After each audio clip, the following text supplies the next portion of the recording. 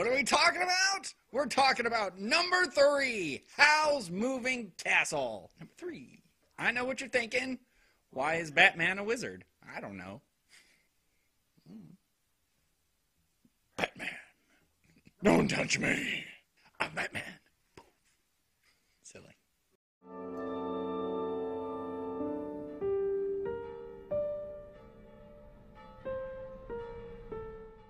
Howl's Moving Castle is my number 3 in my top 5 Studio Ghibli picks.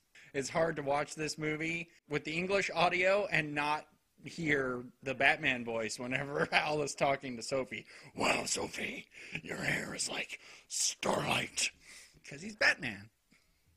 So once again, we're in 1900s Europe somehow, but there's wizards this time. Wizards and witches and demons? Witches and demons and wizards, oh my.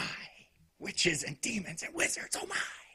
You meet Sophie. Sophie's boring. She works in a hat shop. She's not interested in her own life. Sophie's boring and dull. She runs into this guy. He's Howl. Howl, the wizard. She runs into Christian Bale in an alley. Christian Bale walks through the air. Pretty charming. Yeah, she's probably all wet. Boring ass Sophie. And after Sophie meets Howl, she gets attacked by the Witch of the Waste. Lauren Bacall is the Witch of the Waste. Who is a huge bitch, but no, seriously, what's wrong with her neck? She looks like she's got her neck broken and it's like sunken into her shoulders, right? The Witch of the Waste looks like she's like Jabba the Hutt's aunt, who curses her to be old like she feels. It's a feeling. It's a feeling. So she's trapped by her feelings. Old and panicky. Right? I love she runs up to the mirror. Oh, calm down. She runs off. She runs back. Oh, calm down. Stay calm.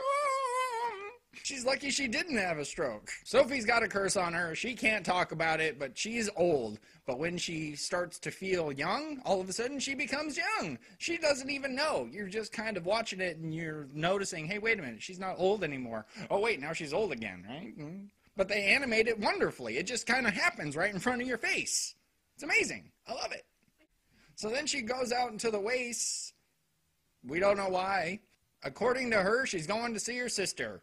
But that's all we know. Her sister doesn't have a name. We don't know if she's crazy or not. The salinity is starting to kick in. Ah, there's a stick upside down. I don't like turnips. She's gone crazy. Right? And then she just walks into this house's ass. Winds up in Howl's Moving Castle. You know the thing the movie is called? Howl's Moving Castle? It's a castle that kind of looks like a giant piranha that walks. It's kind of cool. So the biggest reason Howl's Moving Castle trumps Castle in the Sky, at least for me, not trumps in a bad way. I'm saying Castle in the Sky is number 4. This is number 3, narrowly, just because of mostly the advance in animation technology and a couple of really, really likable characters, like Calcifer, who's kind of a horrible fucking demon, who is voiced by Billy Crystal. Ah, Billy Crystal. Yeah, well, give me your eyes. Holy shit! He just wants to take her eyes. That's fucked up, but no, seriously, he's great. It's Billy Crystal. It's great, right? Calcifer. He's all whiny. He's a little Jewish fire demon. It's funny. I'm sorry. Calcifer is the TARDIS for you Doctor Who fans. Doctor Who. No, if it's Billy Crystal running, it's Dr. Hebrew. Batman's entourage. There's Markle, his assistant. A little weird cloak gives him a sweet-ass Fat Princess beard. I don't know. It's the hood. Totally looks like right out of Fat Princess, though. Markle, who is his assistant, we're thinking he's some sort of orphan. I don't know. He's just hanging out with Howl. That's not weird. Michael Jackson did it. Well, first of all, I like the fact that Howl's castle is like almost infinite in size, at least on the inside. It's connected to 3 different places, 4 different places if you count the black door, which I guess is connected to time. Space and time. Sophie went through it and went back in time. Howl went through it and went into the future, or at least really far away. We don't know. They don't really explain the black door. Sophie first gets into the castle, like, the following morning when she's trying to figure shit out. I like how she's, like, having fun with the door, right? She's all turning the door, going out, coming back in, turning the door, going out, coming back in, right? She's just being stupid and crazy. Oh, Grandma, why can't you leave the buttons alone? It's like Grandma in a new car, pressing all the buttons. Grandma, what are you doing? Knock it off. Cook my breakfast. Do you see that giant bacon? Cook that shit. Huge ass bacon. Hal's doing all right. It's wartime. Look at that bacon. It pays to be 3 different guys. So Hal's like a kind of a pussy. Hal's kind of a pussy. He likes to get into situations and then run away. He dated the Witch of the Waste. Then he ran away. Then he took the wizard oath to show up whenever summons and, you know, chickened out and sent Sophie instead. Right? Powerful wizard hiding behind this old lady. Because all the other wizards turned themselves into weird barbershop quartet demons. What's up with the weird hats and the little masks? The Witch of the Waste gets stripped of all of her magical powers and looks like... it looks like Jabba the Hutt's grandma doesn't have any bones. Kind of weird looking. She's all squishy. And then there's the dog, Heen. Is it Heen? Heen. Who's... kind of adorable, but kind of a little dick. What do you mean you could fly this whole time? You made my old ass carry you up all these stairs. You could have flown. Fuck you, dog, and your weird chicken feet.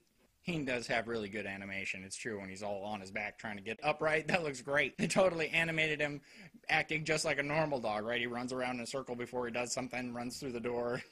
It's great. I love it. Studio Ghibli. They make mundane things look fantastic. That's their forte. Making the mundane extraordinary. Studio Ghibli. Hal grows up before your very eyes. He's all emo about his hair color. He throws a temper tantrum, starts melting. Fucking Hal is emo and drama. I don't know if I would hang out with Hal. With his earrings. What's up with the dangly earrings, Hal? I can't be beautiful. I don't want to live.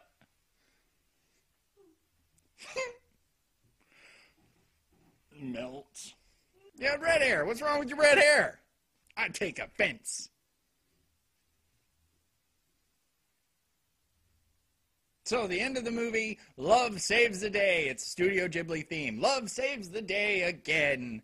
So once Sophie admitted to herself that she loved Hal, I guess she broke the spell because she still had her white hair, but she was young now. She's young now and running the show. It's a good thing because the fucking castle fell apart. She does make the castle fall apart, but she's trying to take charge. I admire her spirit. All of a sudden, she's take charge. She's not boring-ass Sophie sitting in the other room making hats. Nuh-uh, we gotta get shit done. I'm grabbing fires. I'm pushing boys out of doors. She's busy. I just question her methodology. Water on Calcifer, not such a good idea. Just saying. But hey, it worked out. Good job. Good job! Sophie goes back in time, screams out at Hal and Calcifer that she knows how to break the spell and meet up with me in the future. And they took her seriously. Good job, because I totally wouldn't have. Whatever, random voice. All right, I guess I would have listened to silver-haired Sarah Connor. I guess. The little star children that dance around the Witch of the Waste, those things are fucking freaky, right? They're all...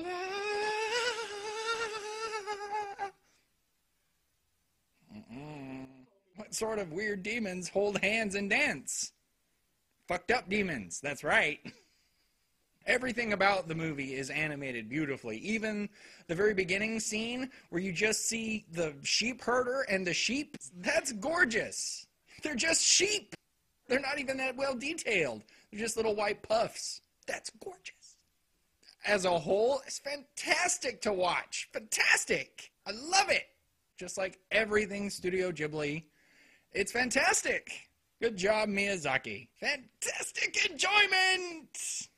My official rating and my unofficial rating system, worthy, own worthy, get it, enjoy it, love it.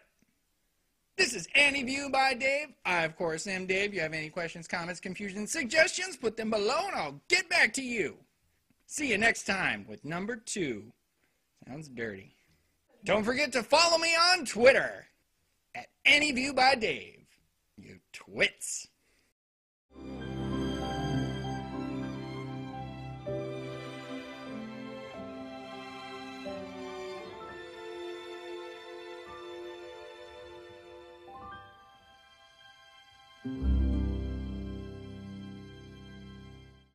War! Good God, y'all. Sorry.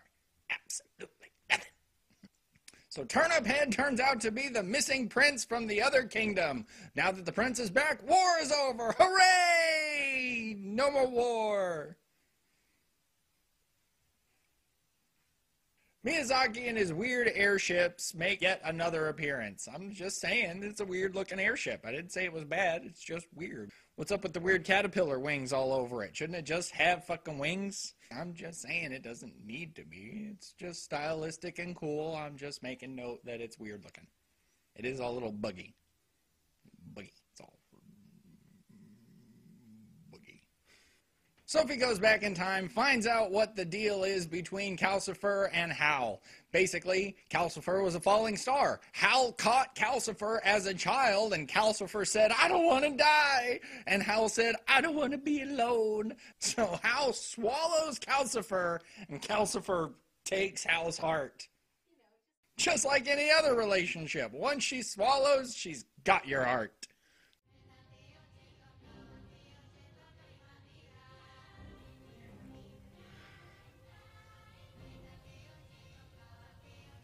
Isn't this creepy?